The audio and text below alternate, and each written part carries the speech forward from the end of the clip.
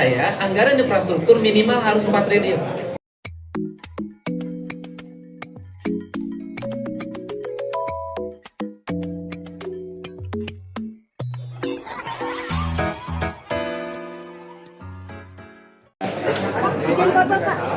Ya, itu kehormatan Kang Deddy. Saya dengan beliau kan sering komunikasi dan nggak ada masalah selama ini. Karena sejak awal juga, kalaupun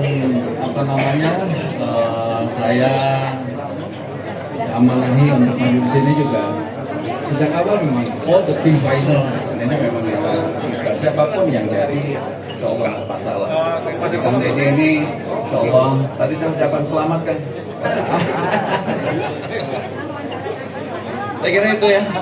Selanjutnya mungkin ke Kang Deddy lebih. Ya, sok mangga apa yang akan disampaikan. Saya sudah didampingi oleh penasehat saya nih, Pak Ustadz Ahmad Zaihu. Ya, gini loh, penyusunan anggaran itu kan sudah jelas, itu ranahnya eksekutif dan ranahnya legislatif. Nah, dari sisi representasi politik kan kita sudah punya perwakilan anggota legislatif yang kemarin menjadi koalisi. Tetapi juga di luar itu hari ini harus ditunjang juga oleh seluruh.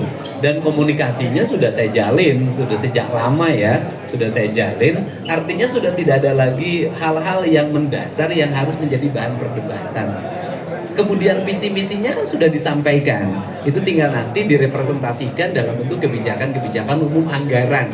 Dan nanti itu kan berlakunya setelah saya memimpin, mulainya di perubahan anggaran menurut saya. Kalau sekarang kan kita menjalankan anggaran yang sudah diketok. Tetapi tentunya dalam perjalanannya harus bisa mengevaluasi mana yang dianggap penting, mana yang tidak dianggap penting. Misalnya saya nanti dalam perjalanannya saya akan menunda dulu berbagai kegiatan yang itu dianggap bukan kebutuhan dasar rakyat Jawa Barat.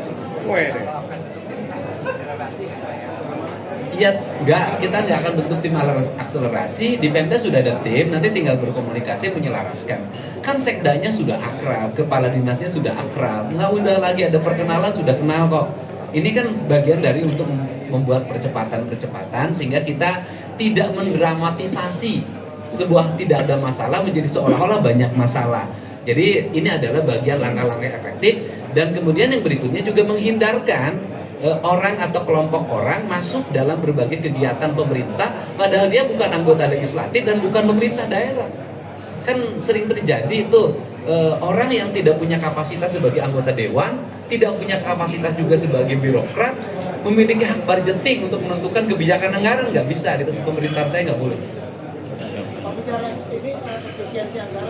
Kita harus baik, tetapi gimana jalan sampai desa-desa harus baik? Kalau postur anggaran belanja infrastruktur di provinsi saja untuk belanja jalan dan irigasi hanya 800, kan nggak mungkin. Nah sehingga di sini ya ke depan harus saya rubah dengan mengefisienkan belanja-belanja yang lain. Kalau saya boleh kasih target, kepemimpinan saya anggaran infrastruktur minimal harus 4 triliun, baru bisa cepat. Kalau nggak 4 triliun nggak bisa. Bisa menurut saya bisa. Bisa kenapa? Karena banyak pos-pos anggaran yang harus bisa diefisiensikan dan itu diarahkan untuk belanja kepentingan publik, terutama infrastruktur publik. Sudah?